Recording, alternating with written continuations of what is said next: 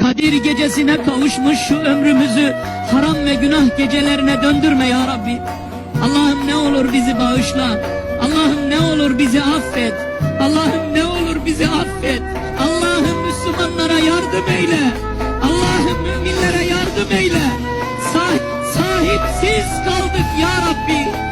Kimimiz nefsimizin kölesi, kimimiz öfkemizin kölesi, kimimiz hırsımızın kölesi, kimimiz paramızın kölesi, kimimiz dünyanın kölesi.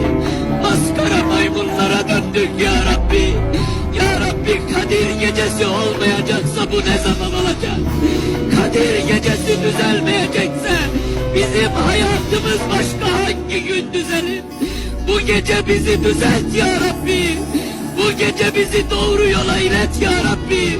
Sapmayan ve saptırmayan bir yol nasip eyle. Allah'ım ya Rabbi, şeytanlar ardınca gelse de bu geceden sonra bizi Kur'an'dan koparma ya Rabbi. Kur'an'dan ayırma ya Rabbi.